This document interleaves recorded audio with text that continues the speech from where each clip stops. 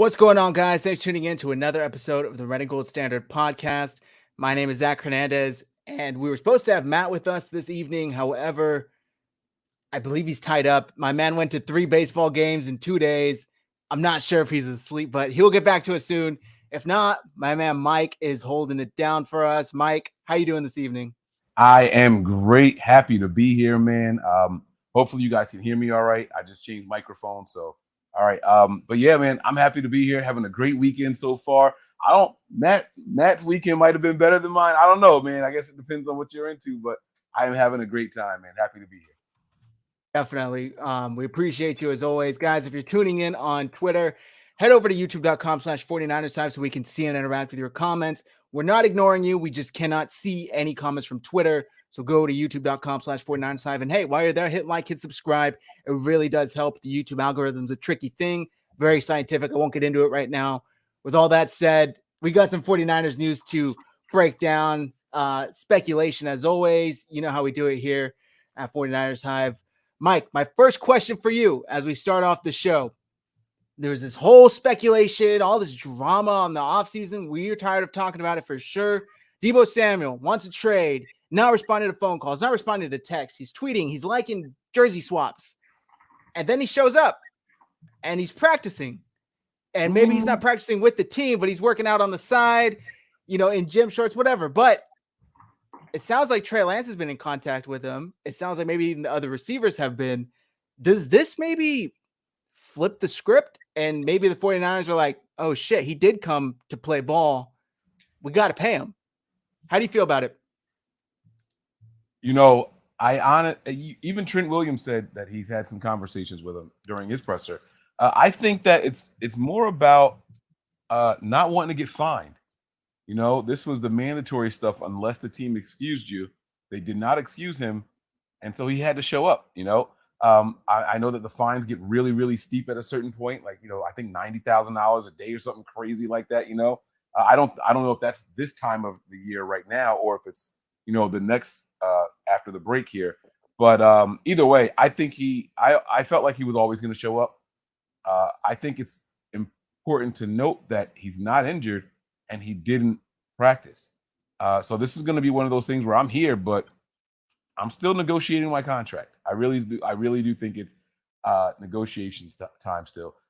And I've heard Mayoko wondering about it. I've heard a bunch of other beat writers. He has not, from my understanding, through what other people have said, he has not rescinded his request for a trade. So it's still on the table technically. But John Lynch seems confident that they can get everything worked out. So we'll see what happens, I guess, right? Yeah, it is a very tricky situation. I'm not sure if it changes my perspective of this whole thing. As a fan of football, I'm all for these players getting every cent they're worth. I know these organizations, I don't know if they're billion. I assume they're billion-dollar organizations, not hundreds of millions for sure. They have a little extra cash there to pay a player like Deebo Samuel, especially after the season he just came off of. But I also understand the hesitancy of maybe wanting to get a little more proof before they give that man that blank check that he wants. So just to confirm, this did not change anything for you as far as how Deebo Samuel's handled this. You're still viewing it the same way. Yeah, not a single thing has changed. I know people were like really excited, like, oh, he's back, he's there. Like, let's go. It's over. It's not over. It's not over. He still doesn't have the contract that he wants. He still hasn't, done anything with the team activities. He still, as far as I know, hasn't run any routes with Trey Lance this offseason. I say we're in the same exact spot that we were in. Okay. I like that. I saw a quote from Albert Breer. This was a few days ago now. But he was talking about how here. I have the quote here. The Niners have worked on the Deebo Samuel relationship and have been very careful about anything they say on it. My sense is that the drafting of LSU's Tyrion Davis-Price in the 3rd round this year was an olive branch of sorts to Deebo Samuel. Do you, one, agree that maybe this was some sort of olive branch, and 2, think it's going to help at all? Will it help the 49ers? Yes. Does it have anything to do with Deebo? No. Deebo was a person who played some running back in high school, and the Niners were really, really down on their depth chart. So, they needed him to come in and play. he happened to do things really well when he got the ball in his hands. And so it worked out for the Niners where he ended up becoming RB2 for the team.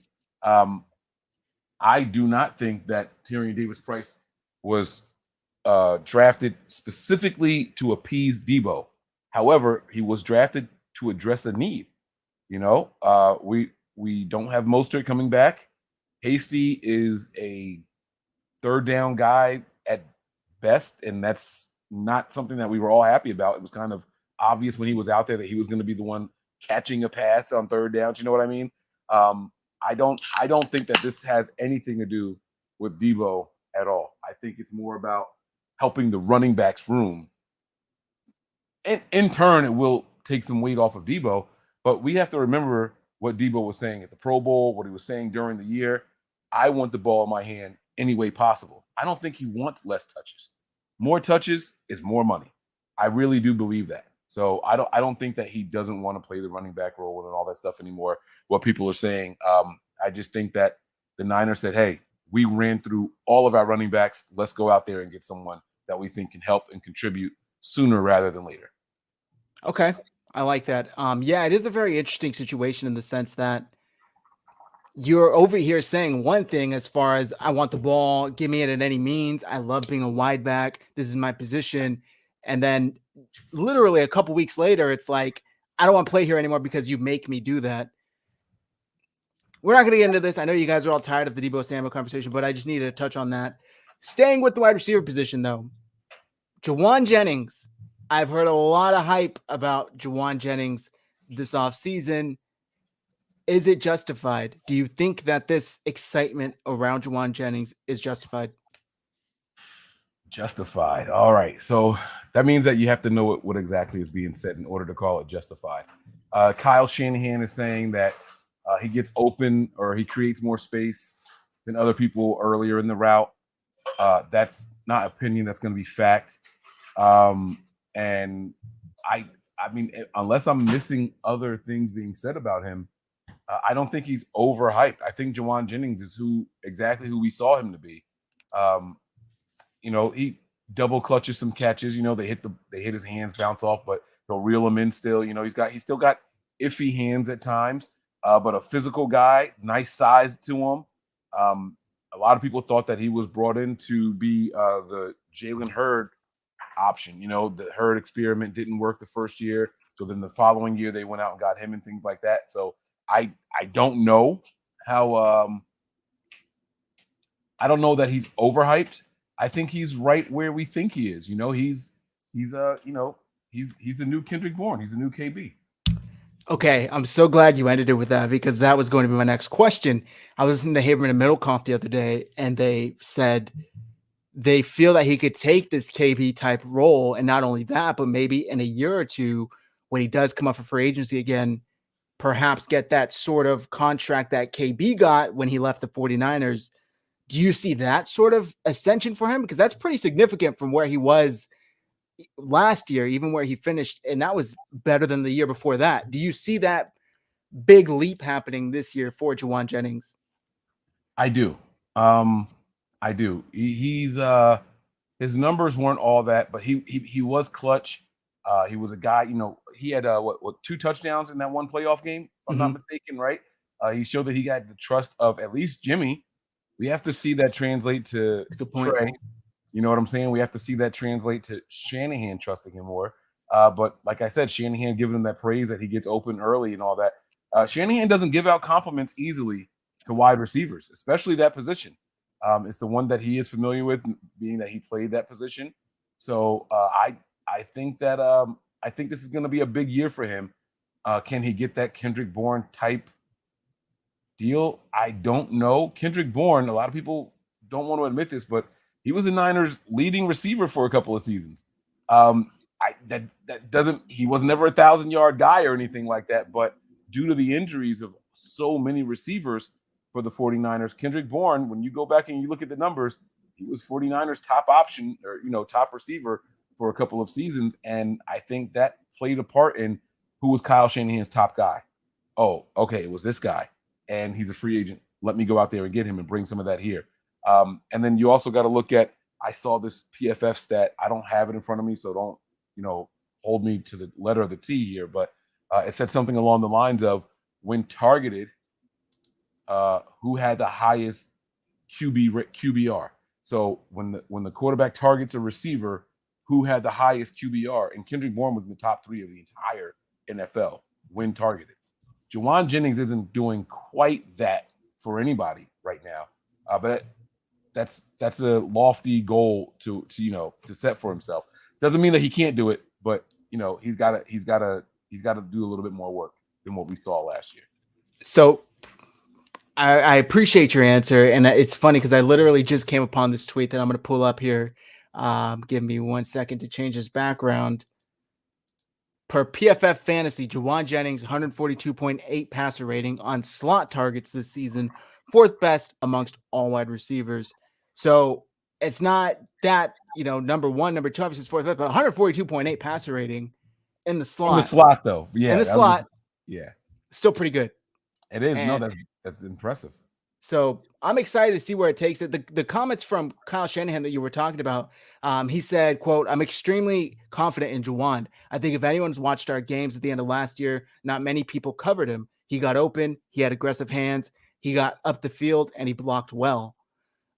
He also said, when talking about Jennings and Brandon Ayuk, this offseason, him and Brandon, the first day they got here, they've had as good of an offseason as they had since they both got in the league. And they're as good as they've been right now, both of them. There's pretty strong praise from Kyle Shanahan. Like you said, he doesn't give out these compliments, especially at the wide receiver position. What type of year? We've talked about this a couple of times. Hearing that, does that maybe give you a little more excitement regarding Brandon Ayuk heading into this year? It does, because Brandon Ayuk is somebody that I sincerely thought was going to be wide receiver 1 last year. I was willing to bet on it, and it didn't turn out that way. And then he turns it on the last 7 or 8 games of the season and just explodes on the scene. He became steady Eddie. I'm hoping that this is the year that I was hoping last year was for that young wide receiver. I'm looking at anywhere from 950 to 1100 receiving yards this year is what I'm looking for from Brandon Ayuk. Okay, I like that. It's not out of the realm of possibility. I mean, last year I think he finished with 800 or something like that, and we talked about this on your Patreon show. He got most of that in the last 7 games or something like that of the season, right? Yep. So it is wild, man. But I agree. I think that Brandon Ayuk, he doesn't have this weird, I don't want to say beef, but this weird kind of issue with Kyle Shanahan going into the year, whatever the issue was last year, where maybe he was in the doghouse, maybe he wasn't. Clearly something wasn't right. It seems like that's clear this year. He's going in, Kyle said it himself, they're both as good as they've ever been. I'm excited, man. I mean, hey, they show up well. Maybe Deebo Samuel's not as big of a need as he was last season. So Kyle also emphasized the fact that this is really both of those guys' first full offseason. He said there was the COVID year 2 years ago. Then last year was kind of in between and wasn't quite, what it is this year. So he said they showed up in great shape, ready to go out there and do what they needed to do. I mean, listen, I know who and what Deebo is, right? And I know what he can bring to the table. I know that Deebo is going to be a bad quarterback's best friend. But these guys are out there running routes downfield for Trey Lance. They are already building a rapport, and not for nothing, those things are going to come into play, especially if the Niners, for some strange reason, decide not to extend Deebo before. They don't even have the financial, the pay politics. You know what I'm saying? They don't even have that obligation to him at that point, because Brandon Ayuk will be making more because he was a first round pick. You know what I'm saying? So it's very interesting, man. Deebo's putting himself in a tough spot, and it's gonna be interesting to see, man. I'm looking forward. No, worst case scenario, we have a good wide receiving core. That's the absolute worst case scenario. Which is fantastic. I'm pulling up this tweet here from Rohan Chakravarthi, and I believe he writes for the 49ers Sports Illustrated site, and he tweeted out these stats for Juwan Jennings, or excuse me, Brandon Ayuk. from weeks 8 to 18, 47 receptions, 68 targets, 730 yards, and 4 touchdowns. That over a 17-game stretch, 73 receptions, 105 targets, 1,128 yards, and 6 touchdowns. So it really is going to be an exciting year if these projections match up. And we got our guy. Let's go. Let's go. Mr. Baseball himself. So 3 baseball games in 2 days, lots of beer. I fell asleep. I'm sorry, guys. I love it. I love it, man. That's what I'm talking about. Did you enjoy it? Hey, it was a good time. I'll tell you that. Thank you, Mariah. Yes, you're right. Web Zone it is. It's not All 49ers SI. Well, we're glad to have you, Matt. We were just talking about Brandon Ayuk, Juwan Jennings heading into next year. Do you think we're overrating Juwan Jennings? And Matt, when I asked Mike this, he did make a good point that I hadn't really specified what was being said about him, but people are calling him the next Kendrick Bourne. Maybe in a year or two, we'll get that Kendrick Bourne-like contract when he went to New England. Do you think that any of this is justified after the year he just had? I mean, he scored a lot of touchdowns at the end of the year, so he was looking good. After his first season, I think, sorry, my voice is a little gone, but we're going to work through it. I think after his first season, we were like, okay, what's going on? He didn't really play. Word out of 49ers was that he had really slow feet, whatever. Year 2, he looked like he cleaned it up. He looked like he picked it up, and he made an impact. And, so from that aspect, what you want to see from young players is that they improve.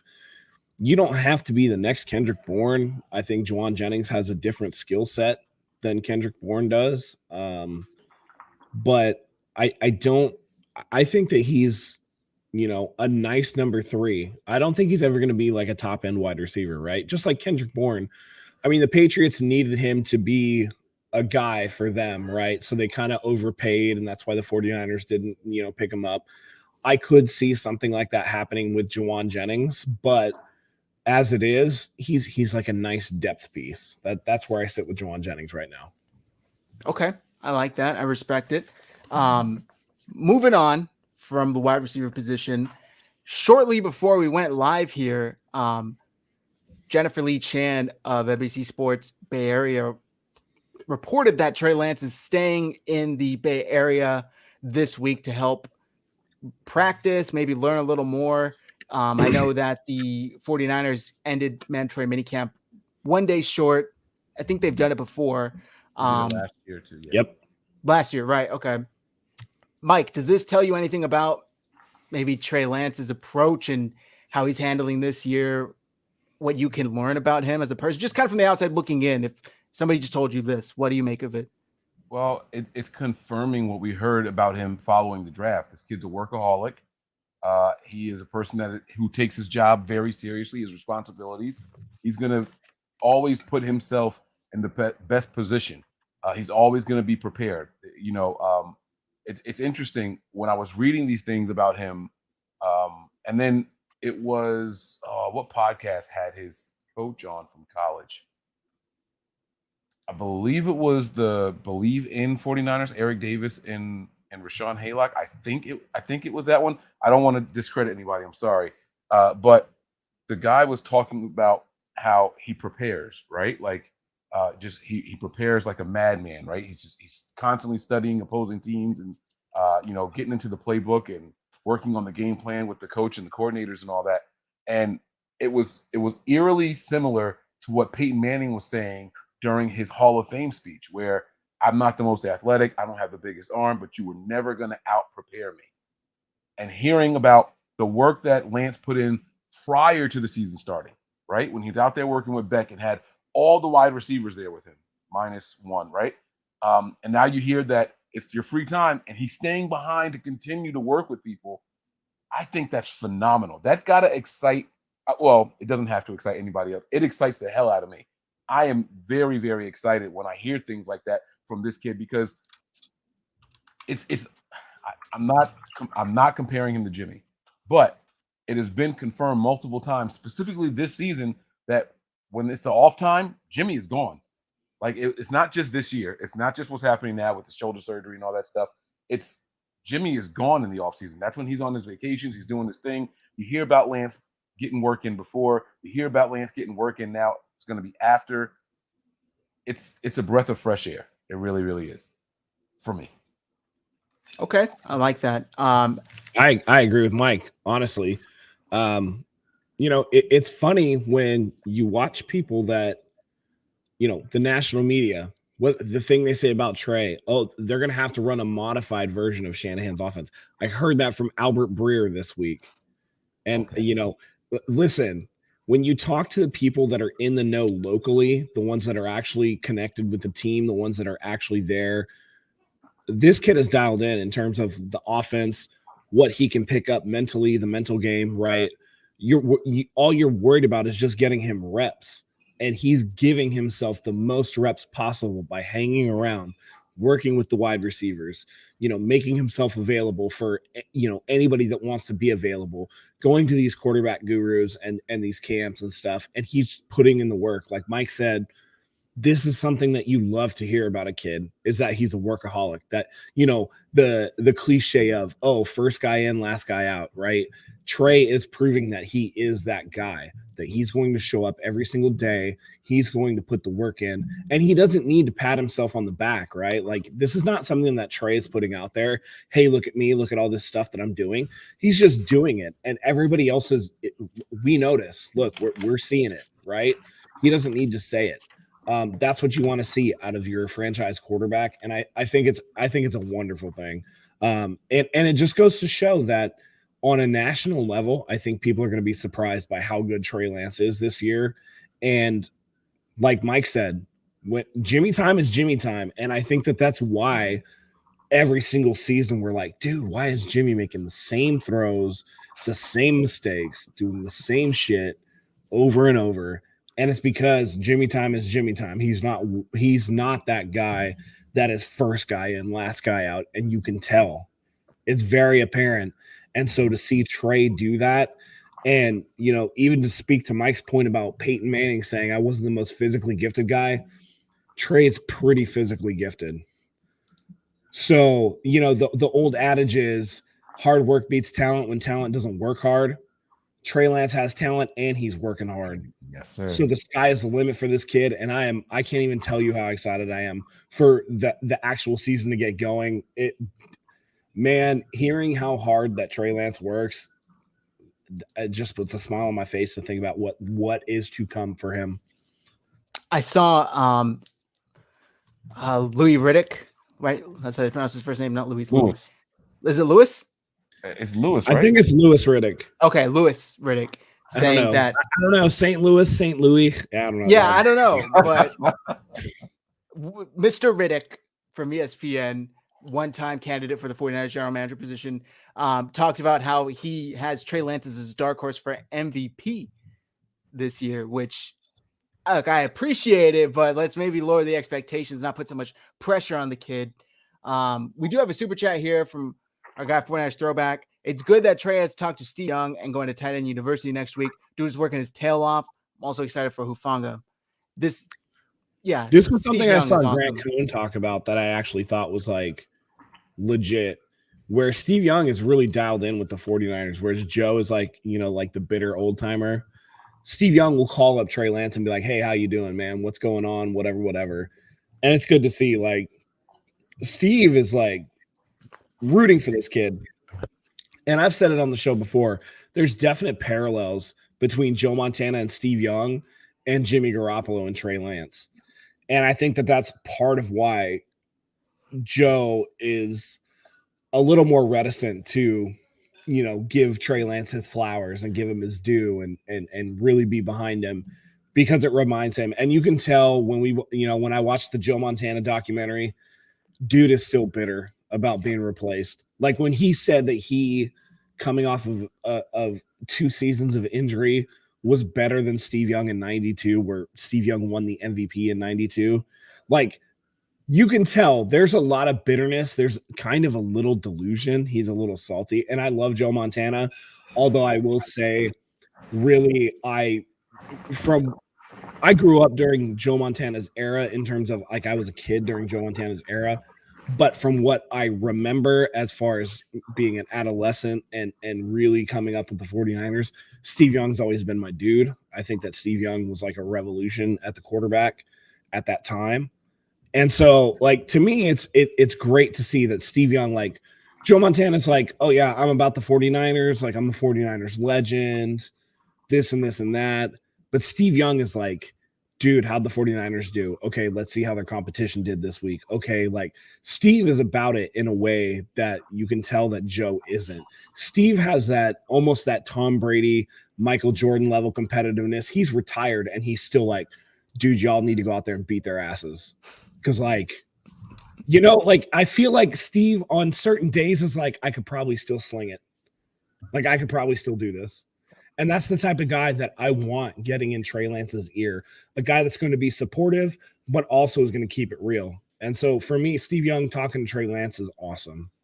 And just one more thing to that, like this whole Steve Young, Joe Montana thing, right? If you guys remember, and even if you don't remember, you can go back and find it. Steve Young and Joe Montana have always had the same stance. Like the Colin Kaepernick and Alex Smith thing, they were asking both of them at that time what you would do and all that stuff. And Joe Montana was adamant, I would stick with Alex Smith, right? It's kind of funny that if one guy is more athletic than the other guy, that's the guy that Joe Montana rocks with, no matter what, right?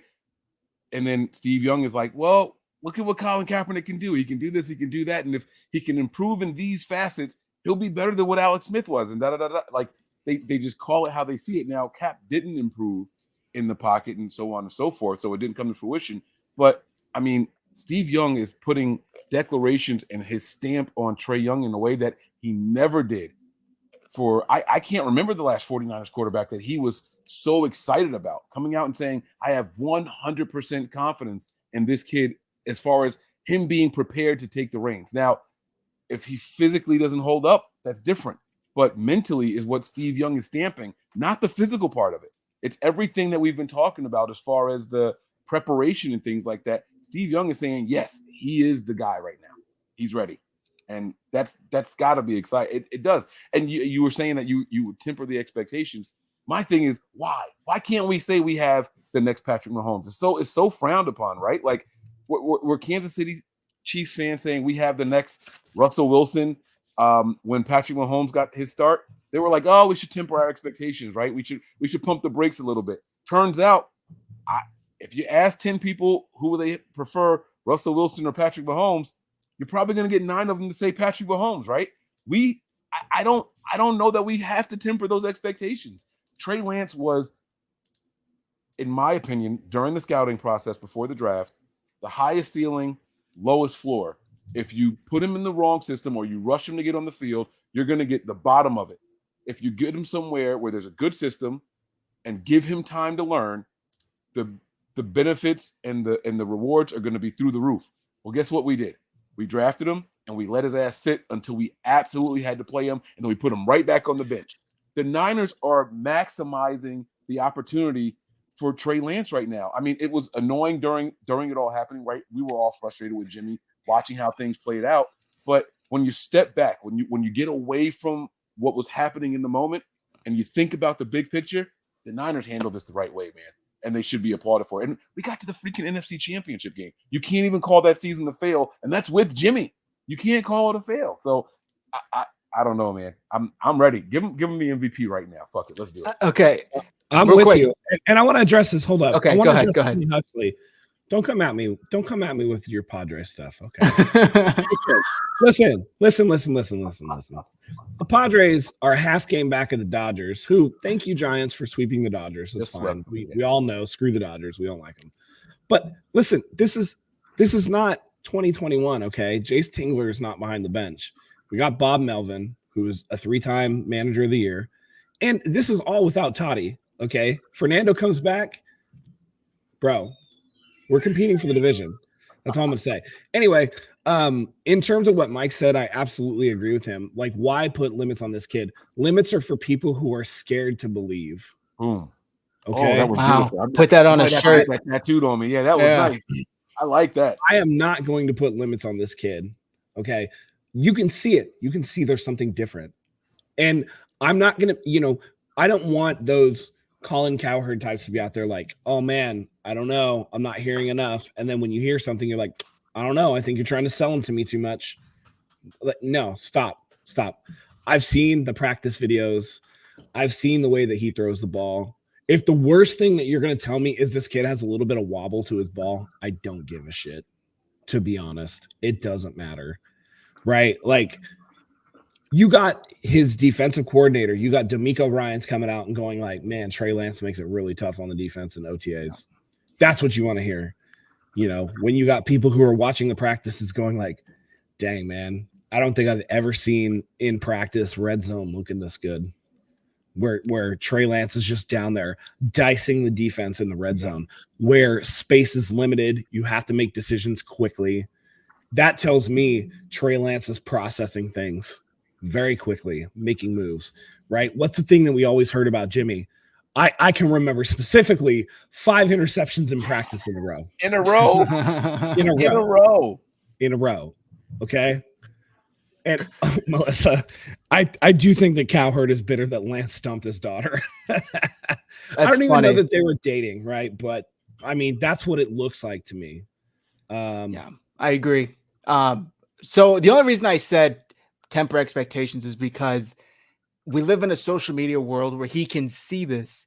If he was completely sheltered and maybe sequestered or whatever. Yeah, but according to Trey Lance, he's like, it's not my job to give a shit what y'all think. Which I hope, with all due respect, I hope is actually true. With all due respect, I don't give a fuck.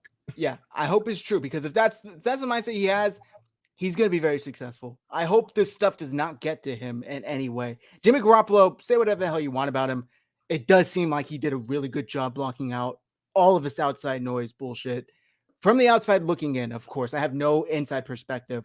While we're talking about Steve Young, Trey Lance, I will have the video here from my guy John Chapman shared it, and I want to show what Trey said about it. So I'm going to play it now.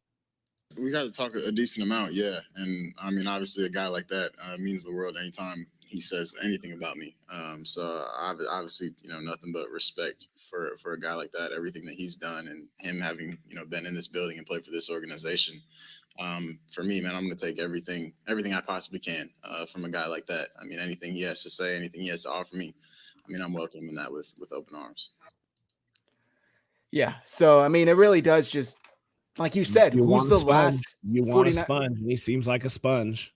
Yeah. The last quarterback that Steve Young tried to influence, train, give advice to, I honestly can't remember that at all, if anyone. So it is really exciting. Matt, I have some quotes here from one of these pressers where Trey Lance was talking about possibly working on his throwing or anything like that, and I want to get your thoughts on it.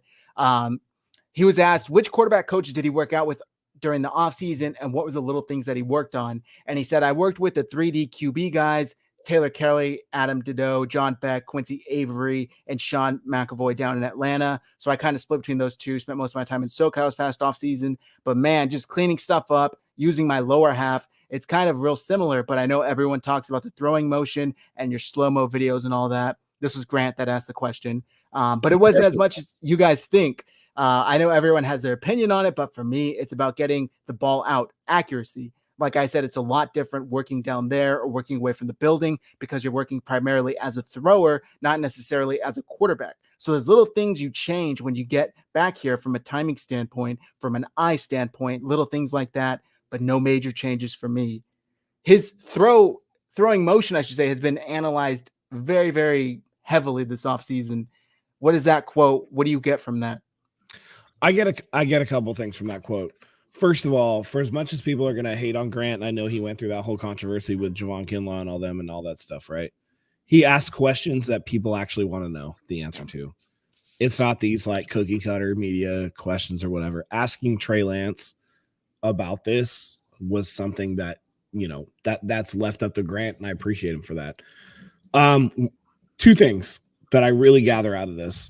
When Trey Lance says that, there's a difference between throwing the ball and being a quarterback, to have that presence of mind and that self-awareness to know, listen, this is about me throwing the ball. This is not about quarterbacking. I'm going to clean up stuff, right? I'm going to try to improve the things that I need to improve on. But when I get back here, timing is going to be different. The routes are going to be different. We have to adjust for pass rush. What is the play asking me to do? Practice in this type of setting, individual skill work, that's like perfect world scenario, right?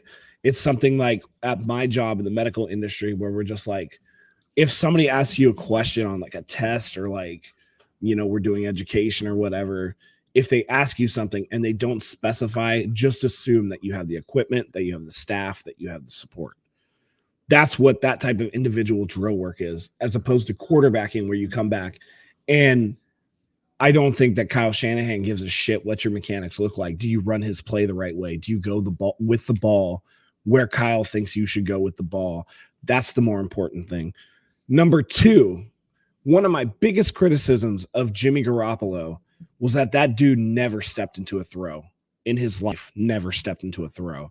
And the fact that Trey Lance said, I really concentrated on my lower half, getting my body, lower body into a throw. That's something that I think is very important to note, in that he's looking at himself in a way where he's wanting to work on the things that, are often criticized. With him, it's ball placement. That's a thing that we all talk about, right? Stepping into a throw is something, and you got to remember, in high school, I don't even think Trey Lance was a quarterback until his last year of high school. I think he was a DB, or he was on the defensive side of the ball or something like that. But you're talking about a guy that you're refining his mechanics, and those subtle improvements start to creep in, and that's what you want to see. And for him to be self-aware enough to know these are things that I definitely need to work on, particularly the lower half stuff, are things that make me excited. And it's things that Jimmy Garoppolo always frustrated me with, particularly on deep balls when Jimmy would just be flat-footed and would try to just arm throw things. And he's throwing those wobbling, dying ducks up there that aren't accurate, that aren't getting to where they need to be. And it's like, man, if you just stepped into a throw, which is really frustrating, because if you watch Jimmy Garoppolo at Eastern Illinois, he used to step into his deep throws, and his deep throws looked a lot better in college than they did in the NFL. I don't know who coached Jimmy Garoppolo, or if Jimmy just decided that he didn't need to do it, but the fact that Trey Lance is open to these kinds of critiques and open to this level of scrutiny, and even laughed when Grant asked him about it. I know y'all are really interested in my throwing motion. It might not be as much as you guys think. That is downplaying what he's doing, because it might not be as much as we think or as important as we put it on in terms of like importance, but every little bit counts, and Trey is doing every little bit, and that's what I take out of this the most. I gotta play it. I gotta play it. So.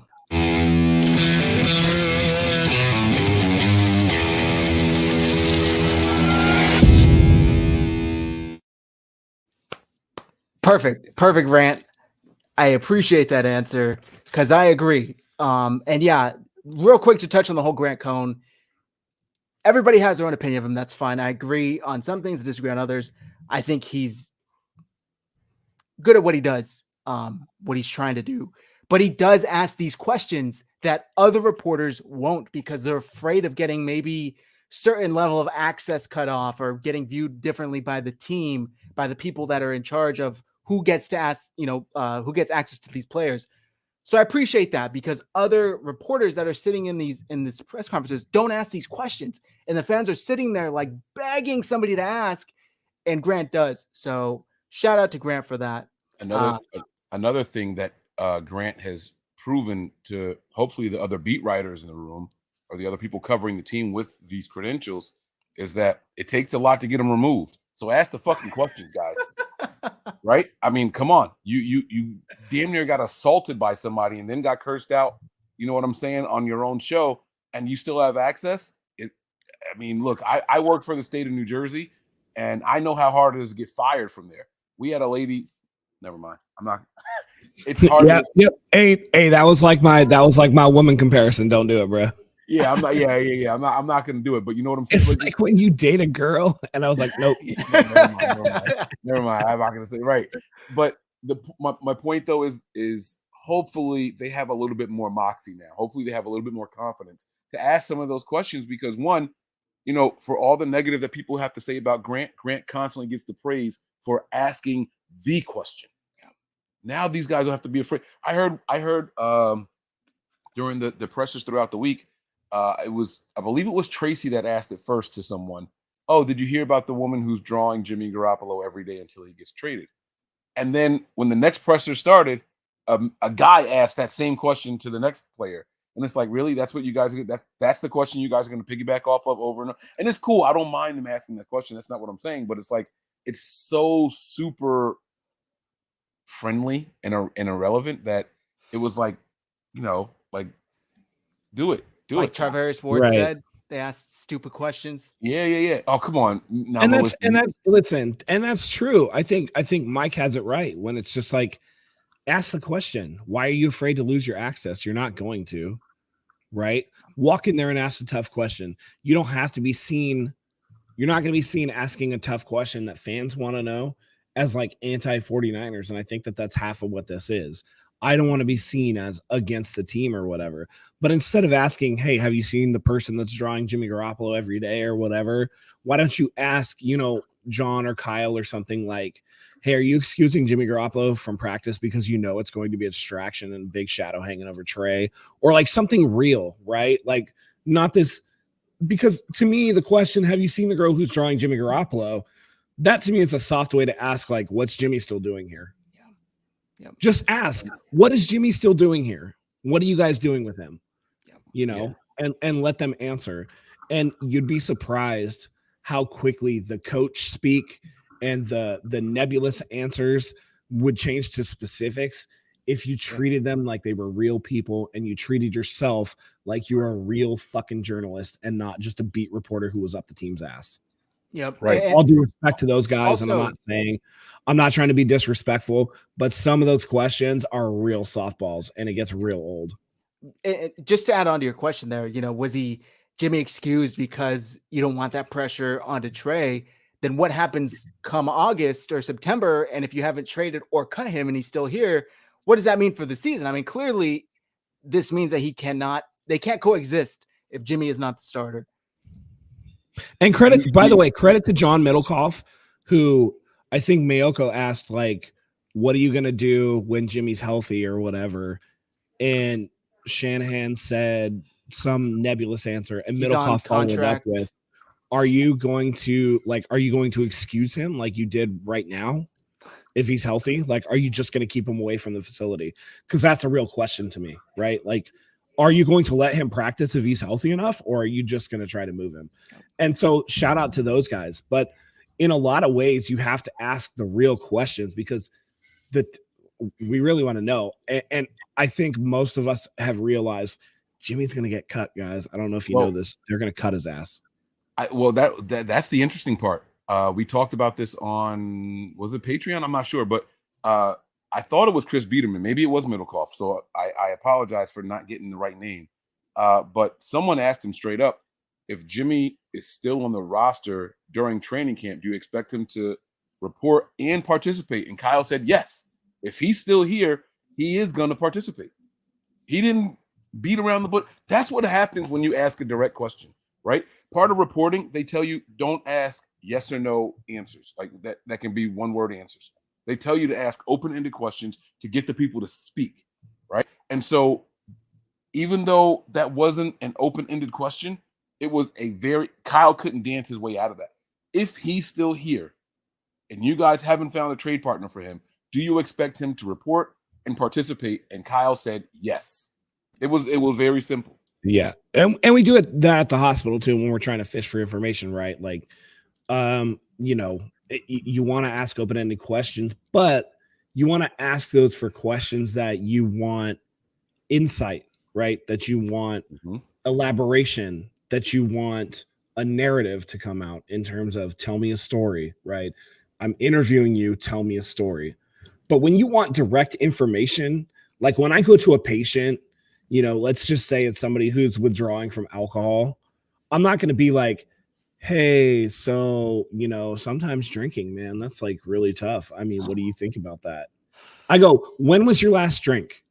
Are you drunk right now? Do you use any other substances? Yes or no? Because I need to know those answers. I don't care about the story. I care about what I can do to help you or to get the information that I need. And in this instance, saying, if Jimmy is healthy, do you expect him to be here is pertinent information. That's not a narrative driven, tell me a story type question. That is, I want to know if you guys are getting Jimmy the fuck out of here or if you're going to have him report.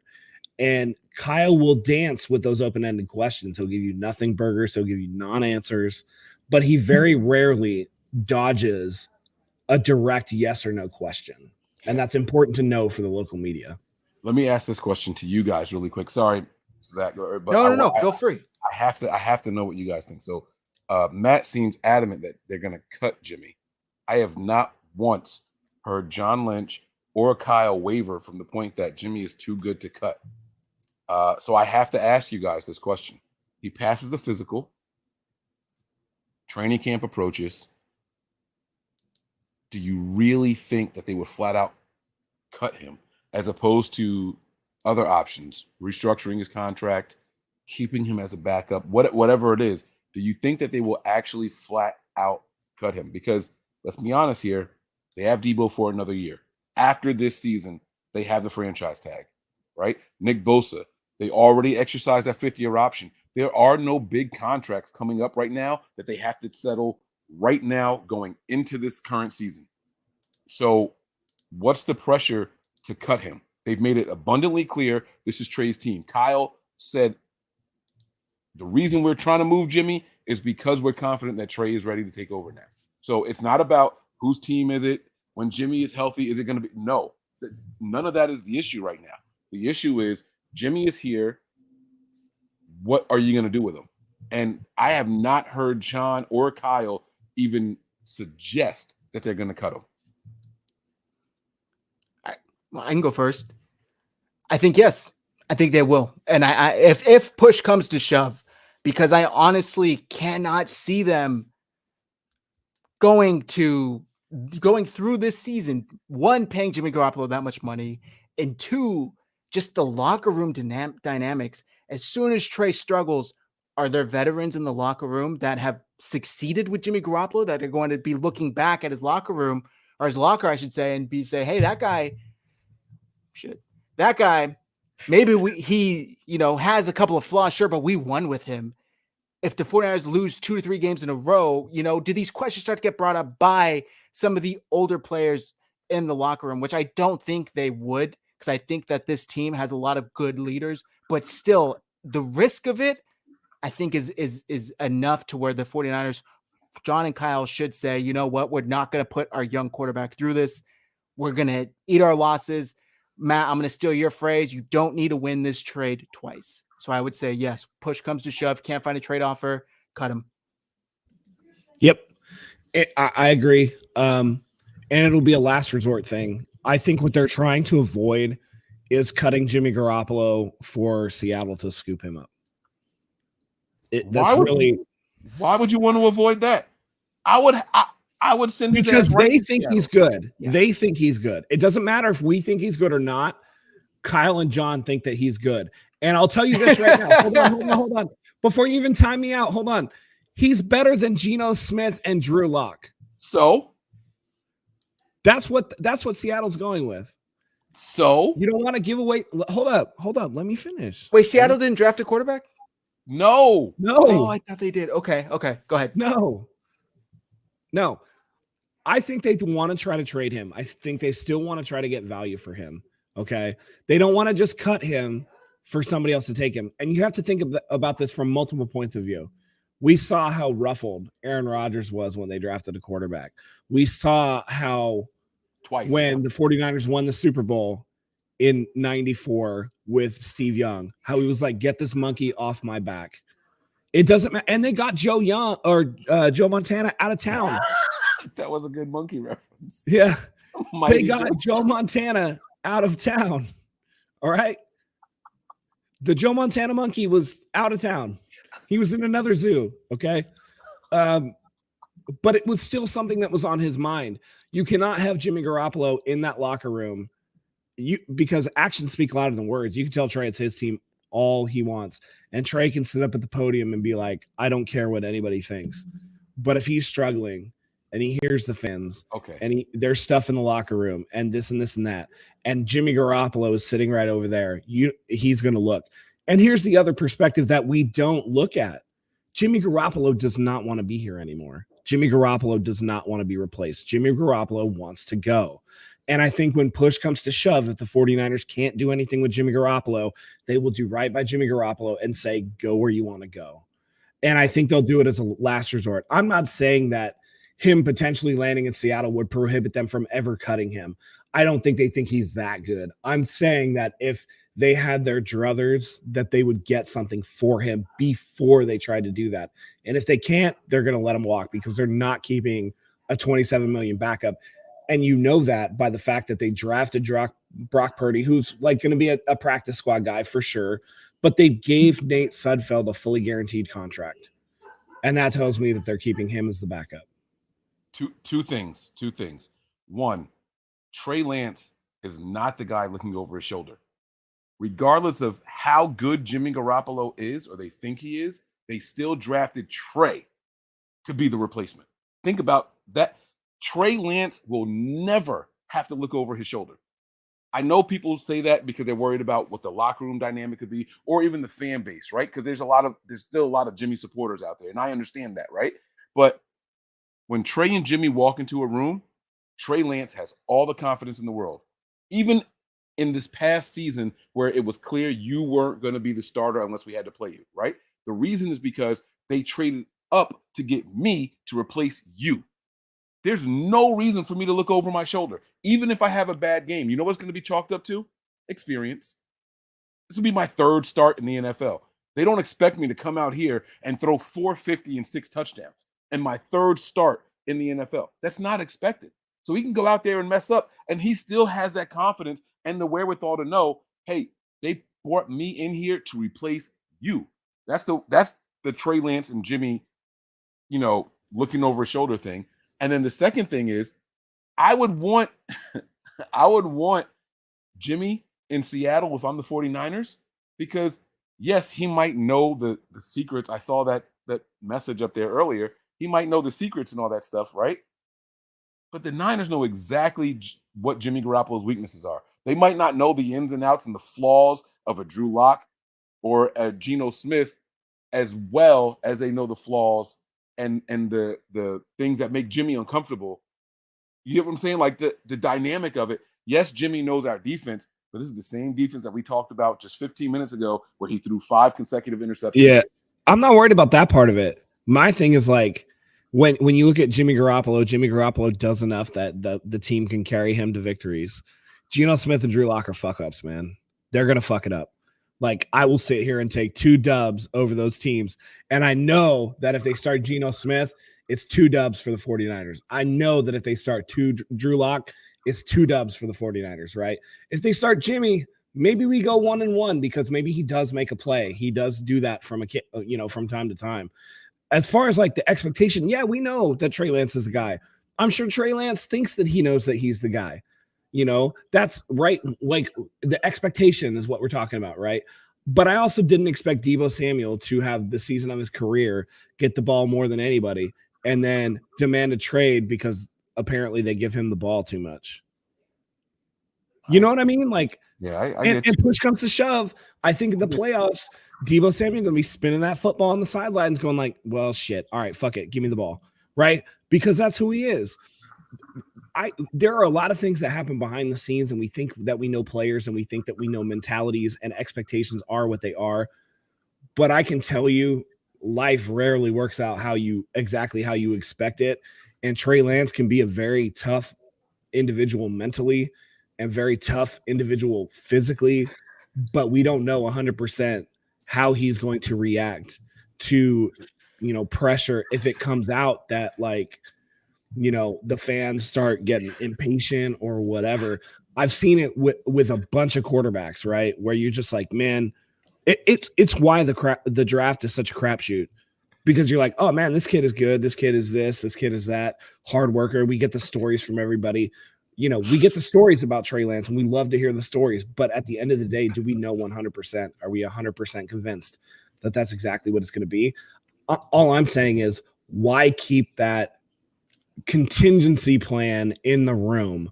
To me, if it was me and it was like, yo, I was brought in to replace this dude at my job, but they kept the dude that I replaced just in case, right? Because they're like, oh well, Jimmy could be a great backup. Wait. No, but that's not why they're keeping him. No, this is that poverty mentality that people have.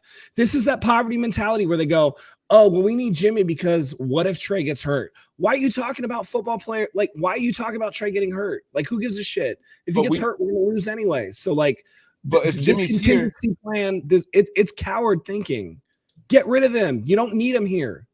If Jimmy is here, the three of us, forget everybody else. But let me ask you a question. What is the upside to keeping Jimmy Garoppolo? Okay, the upside. There's none. No, that's not true. The upside is you got a guy that can come in here and win you a game or two. Why do you need him to? Trey's going to play all the games. Ideally, yes. But the upside is, but you can't say that Trey Lance is going to have this mentality of being mentally strong and he doesn't care about Jimmy Garoppolo being in the room, and you say that with 100% certainty and then turn around and go, well, if Trey gets hurt, at least we got Jimmy. I tell you what. That's trying to have your cake and eat it too. You can't do that shit. All right, now watch this. Mitch Trubisky sat out an entire year and got signed before Jimmy Garoppolo did to another. And he's not going to play. Kenny Pickett is going to beat him out in camp and play. It's possible, because you remember how terrible Mitch Trubisky was. But 1 year of sitting on the bench changed the mentality of some teams that say, hey, we'll take him over the rest of the field, right or wrong. Yeah, but was it the Chicago Bears that felt that way, or was it two other teams that got hoodwinked? It was because other Jimmy teams that got sitting hoodwinked. in the same locker room that he's been in. He needs to go to a new fucking locker room. Wait, but that's what I'm saying, right? So you're asking what the benefits of keeping Jimmy. There's two of them. One, there's two benefits to keeping Jimmy. One, if God forbid something happens to Trey, you have a capable backup that can win you multiple games. Period. Nobody's going to debate that, right? It's not going to be the way we want it to be. It's not the guy we want to see, but that is the truth. The second thing is recency bias goes out the window. Right now, the last play in every 49ers fan's mind is Jimmy Garoppolo doing some backwards dunk on a basketball court that wasn't really there, right? You sit his ass for a year, and all that's going to be left are his stats and his wins. And all of a sudden, the team is going to say, damn, man, you know what? We probably could get Jimmy for X, Y, or Z. And the compensation that Jimmy Garoppolo will get, even if we don't trade him at the end of this year, let's say this whole season goes by, the compensation for signing a quarterback in free agency is likely going to warrant you a third-round pick, because Jimmy Garoppolo's history, his wins and losses are going to get him a middle-of-the-pack quarterback contract, probably around $15 to $20 million a year after sitting for an entire year. He'll sign somewhere, he'll get a decent contract, and all of a sudden the Niners get a third-round pick. And raise your hand right now if you guys think the Niners can get a third-round pick right now for Jimmy Garoppolo. Exactly my point. They can't, but if Jimmy stays on the roster, it shows the cowardice of the front office. No, it does. Whoa, no, it doesn't. It does. It's hedging your bet. Well, at least we have a really good backup just in case. If that's the way you're thinking, you're not thinking about winning football games. You're thinking about what ifs. If ifs and buts were candies and nuts, we'd all have a Merry Christmas. How about that? Hold on. I just want to take a quick second to talk about how fucking funny this comment was, because it was an autocorrect. And Troy said he wants to see a blowout at my hole. He meant to say the home opener. So you guys are fucking talking, and I'm just dying over here. Like, here's the thing. If you think you have the guy, that's what happens with the guy, right? Like somebody brought up Patrick Mahomes and the Kansas City Chiefs. They shipped Alex Smith's ass out. They didn't even think about it. Right? To me, you're playing your hand that you have doubts if you keep Jimmy Garoppolo in the locker room. You don't need him. And by the way, nobody's going to take Jimmy Garoppolo while Baker Mayfield is sitting out there because Baker Mayfield is younger. Baker Mayfield played through injuries and showed his toughness, and the Browns are a dumpster fire organization. So I can guarantee you that if it came to, we got 30-year-old Jimmy Garoppolo, who we know what he is, right? And we know, yeah, he can win you some games, but he also has an injury history. Or the Browns, who have been a laughing stock in the NFL forever, and you got 26-year-old or 27-year-old Baker Mayfield, and they're like, I don't know, we might be able to do something with him, like Carolina did with Sam Darnold, because you're like, oh well, the Jets suck, dude. Like there's something wrong. Or the Titans did with Ryan Tannehill, right? Because Miami is a dumpster fire of an organization. We might be able to do something with him. Nobody's going to look. Jimmy Garoppolo has been in 2 of the diamond franchises in the NFL. He's been with the Patriots and the 49ers. Everybody's like, fuck, if they couldn't coach him to be good, we can't do it. We're not going to be better than Belichick or the Shanahans. What team was Garoppolo on that he wasn't a good quarterback for? One could argue that Baker Mayfield has been just as good. Baker Mayfield took the fucking Browns to the playoffs, bro. You can't make that argument. You can. Statistically, you can make that argument. I have said I would take Baker over Jimmy for what it's worth. I would take Baker over Jimmy. Yeah, wait, but see, all right. See, this is all right. We're about to get sidetracked here. All right, I'm ready. So all right, let's do it. The reason why you guys would take a guy like Baker Mayfield over Jimmy Garoppolo is the reason why some people say Calvin Johnson was a better wide receiver than Jerry Rice, or Randy Moss was a better wide receiver than Jerry Rice. Okay, you guys are looking at athletic ability, period. Yes, Baker Mayfield is going to check more boxes than Jimmy Garoppolo, but it's about the mental wherewithal and being mature. The biggest what do you mean? knock Jimmy on holds Baker the ball more than Mayfield 3 seconds and he panics like a schoolgirl having to pee in the middle of gym class. That's what we see. What do I do? What do I do? But yeah, that shit was crazy. Bro, the dude threw a ball backwards and was like, why'd you call that a fumble? He's a moron. Sorry to what I'm saying, that's what we see, right? And sorry to morons everywhere. Like I said, that was our last memory of Jimmy Garoppolo, right? But the Browns have made it very clear that they want to move on from Baker Mayfield because of maturity issues. We've seen him throw hissy fits at the podium. We've seen him do X, Y, and Z. That has never once happened with Jimmy Garoppolo. I don't believe the Browns when they talk about character issues when they sign a dude that's got 24 active lawsuits against them to a fully guaranteed contract. I think it's up to 26. Miss me with that fucking maturity bullshit. Sorry. No offense to you, Mike. That rings hollow as fuck to me, dude. First of all, have you ever had a massage before? A professional massage? Where is this going? Where is this point going? Hold on. We gotta be very careful where we go. Well, but when the latest person came out and they were like, yo, we gotta talk to our client about this. Bro, it came out of left field and they were like, all right, we definitely have to talk about this. Is it illegal to get aroused while getting a massage, guys? I don't know, but apparently he threw his Greek yogurt on this lady. I never saw that. She was close enough that it got on her face and chest. Per the report. Per the report. He threw his Greek yogurt all over her. Lady? I believe so. The newest lady. Oh, so and then the attorney was like, oh, we got to talk to our client about this.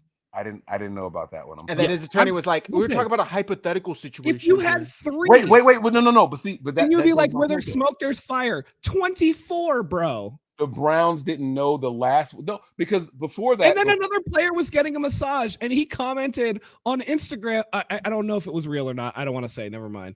But the looky eyes. I don't think that was real. Let me take that back. Up until that point in the time of the Deshaun Watson acquisition, right? It was all he got aroused during my massage, and he asked me to massage his butt. First of all, professional athletes get their glutes massaged regularly. I've seen people doing it with rolling pins. I know masseuse. Is it masseuses? What's plural? Yeah, masseuse. Plural for masseuse is masseuses? I believe so. That feels weird. It's masseuse. Well, they are a masseuse. So if you have multiple masseuses. I know them personally. I know that when women get the butt injections and everything, they have to go and get the massage regularly so they don't like turn into cement and fall to the bottom and stuff like that. Getting your glutes massage is not something that's unreal.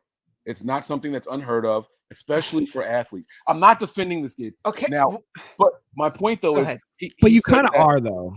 No. Play I'm devil's not- advocate. Play I'm devil's actually- advocate. I'm actually defending the Browns here. Because up until the point of acquisition, the only thing we heard was that he got aroused during the massages. That was the only thing we had heard, and that's not a crime. If I'm the Browns and I'm looking at that, and you look at the bonehead lawyer that they all hired, like his profile says, my clients have this much in settlement money. That's what he hangs his hat on. So if I'm the Browns, I'm looking at it, I'm like, all right, well, we can win the division 6 times in the next 8 years, or we can keep sticking with Baker Mayfield, who throws hissy fits. If I'm the Browns, I'm making You that want to same know how move I know also. that's bullshit? Because Deshaun Watson is going to make $1 million this year. You know why they Regardless. did that? Wait, whoa. You know why they They did did that because they knew he was getting suspended. They And they it would was a not. This is a possibility. league that lets people who smash women in the face or kick them, like Tyreek Hill and other people, back into the league. This is not a league that's like super strong. I will just tell you this. He's going to make more than $1 million. Deshaun Watson is the Amber Heard of the NFL. That's all I'm going to say. Wow, I don't believe that that's tough. motherfucker at all. He's Okay. never taken the shit on someone. Also, really Mike, quick, yeah. Go ahead. I'll respond real after you. quick about Deshaun Watson. The $1 million is his base salary. If he plays, he's going to make like $45 million because it's all bonus money. So they knew that if he gets suspended, you're only going to lose this $1 million. So let's be very clear here. They are prepared to pay him big money this year. They wrote the contract that way because if the NFL suspends him, that money, the fines, only comes out of his $1 million salary. That is it. So that's why they wrote it that way. He's getting paid this year if he plays. Make no mistake. But the Browns paying Deshaun Watson is also why Baker Mayfield hasn't been moved, because nobody is going to help the Browns with that salary, Baker's guaranteed salary on his 5th year, because of what they did with Deshaun Watson. So I don't give the think- Browns any credit. They're dumb. Jimmy Haslam's a piece of shit. That organization is a dumpster fire. I'm giving them no credit whatsoever. I don't think that at the time of trading, the only thing that he was accused of was being aroused. He's been pretty accused sure- of but touching people with it At too. that time, I'm pretty sure he was Multiple accused times. of asking these masseuses to perform acts on him, cornering them into rooms, forcing them to do things. And also, it is extremely, extremely predatory to request the tiny little hand towel to cover your private areas instead of the normal size. That is not normal. It's an bath towel. enormous towel. And That the usually goes over pattern you. of behavior here, I don't even know how we got on this conversation, but the pattern of behavior is there. 26, I believe, is the total number now, right? 26 Yeah, women. I honestly believe we're up to 26. now. 26, bro. That's not normal. That's not normal. You cannot find one woman to come out and claim that for me, let alone 26 of them. And the fact that there's proof that he visited all of them. You can if you're paying them. All right, I gotta shut up.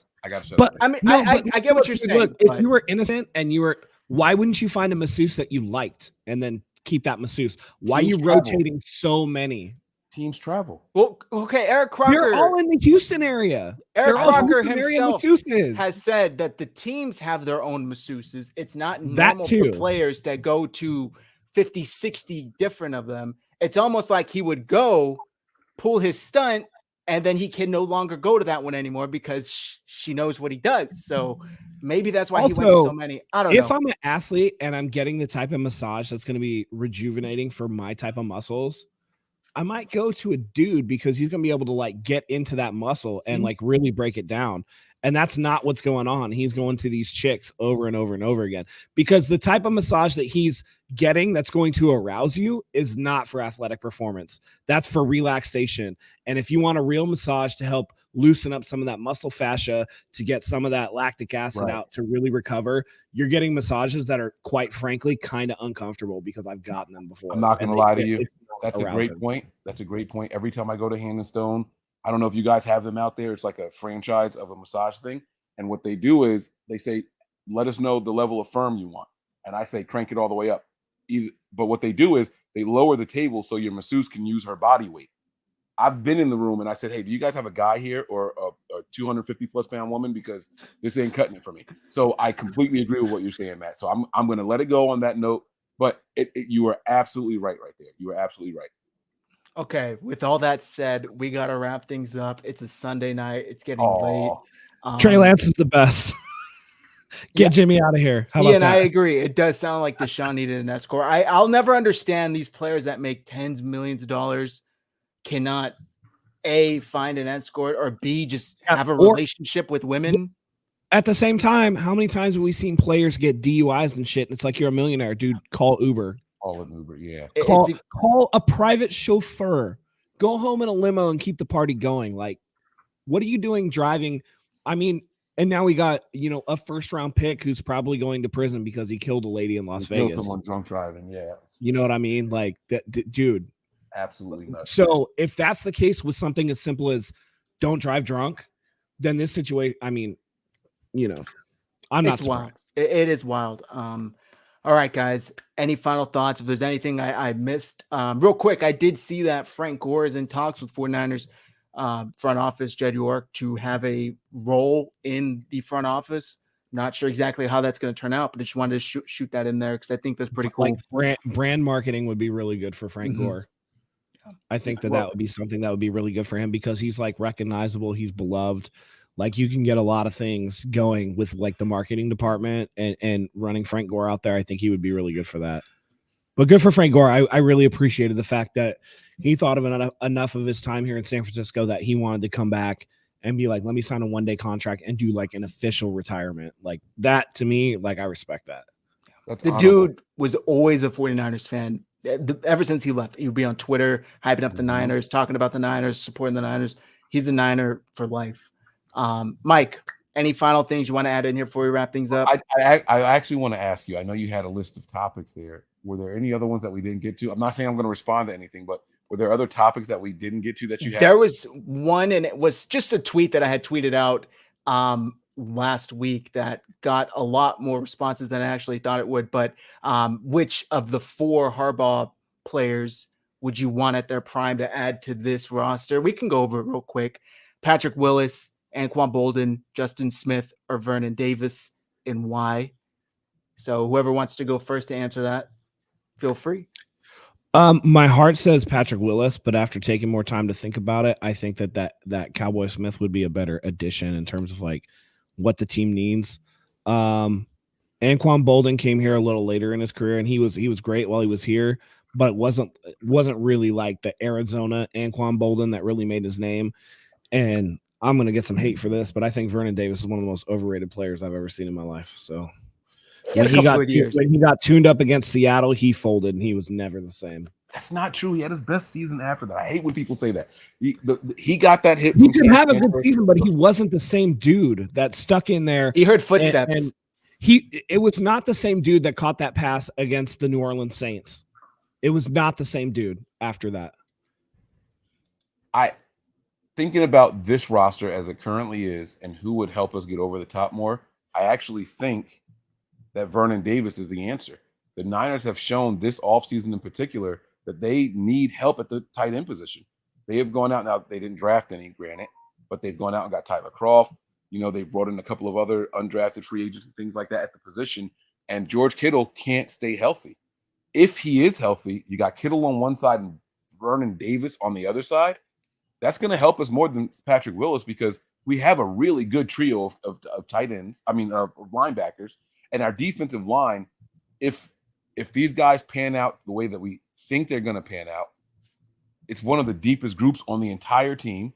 And who was the 4th person? It was Patrick Willis. It was Justin Smith, Bolden, Vernon. Might even going to go. Matt laid it out perfectly with Bolden. I think Vernon Davis would be the guy to help this current team above the rest of them. And by the way, I love Patrick Willis. I don't have a jersey of any of those other guys, but Patrick Willis is the one that I do have. So make no mistakes about it. I just think that linebacker is stacked. So you like Willis is just like a luxury, right? I don't know, man. If you bring Vernon Davis in the game, it's like bringing Jimmy Graham into a game. You're telling the defense we're passing because Vernon Davis is a trash pass blocker or a run blocker, excuse me, a trash run blocker. Like from PFF to my eyeballs, he is not a good run blocker. So if you're bringing him in as tight end 2, you're telling the defense, dude, we're passing the ball. You go a single. You do a single back set with whatever back you want. You got Vernon Davis out there. You got George Kittle out there. Run away from Vernon Davis then. You have Brandon Ayuk out there, and you have Deebo Samuel out there. Who are you double teaming? Because somebody's going to get open, and they're going to make you pay. And that's what I think this offense is missing. I do think that there is such a thing is having like too much, right? It's why a lot of super teams don't work. It's just like it's why the Brooklyn Nets didn't work, because you got a ball dominant dude like James Harden, and then you got Kyrie who wants the ball, and then you got Kevin Durant who wants the ball. They only played together. If you have Vernon Davis thrown in there, you're talking about spreading too thin amongst the players, and like winners win, dude. Like Vernon Davis. Is that somebody in your yard, bro? I'm sorry. Yeah. Like what those lights behind you? Is that like your neighbor?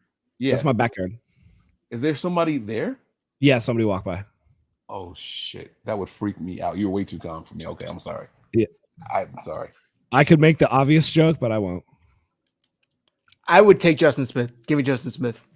Justin Smith, Nick Bosa on the same line. Dog too. He's got ridiculous. Like Justin Smith and Nick Bosa. Oh my god, dude. Armstead in the middle. It would be ridiculous. I mean, I don't even. Yeah, that was the last question though. If you guys have anything else, please feel free to add. If not, I got to plug.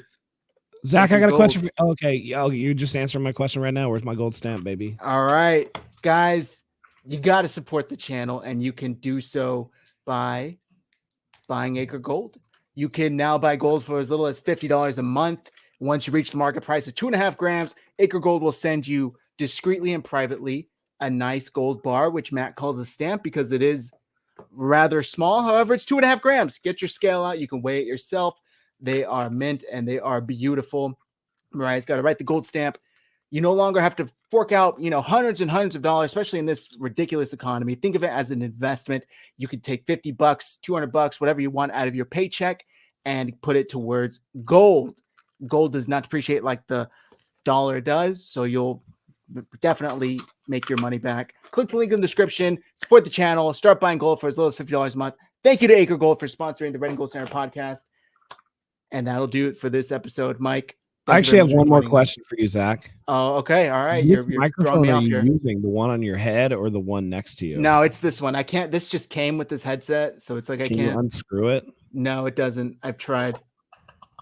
That's why I just kind of. Okay. Yeah. It's all good. Trust me. I've tried. It's all good. All right, guys.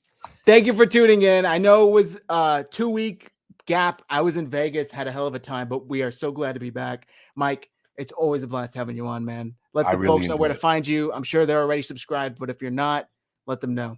Yeah, man. If you guys want to follow me on Twitter, the new Twitter handle is Mike Andrews 83. No longer 49ers Mike _NF. But if NFL, sorry. But if you do search that, it will still take you to my page. And if you guys don't know already, we are on YouTube as well at Nothing But Niners. That is the place to find us. Hashtag NB9ERS on any platform, social media, and it'll take you right there. NB9ERS. So says the flag behind me. That's what it is right there. All right, guys. That's going to do it. Matt, you want to take us out? Yeah, absolutely. Sorry I fell asleep, guys. It's been a busy weekend for me. I was glad that I can make it in. I'm glad that all of you made it in. So thank you as always. We appreciate you being here. With that being said, until next time, go Niners.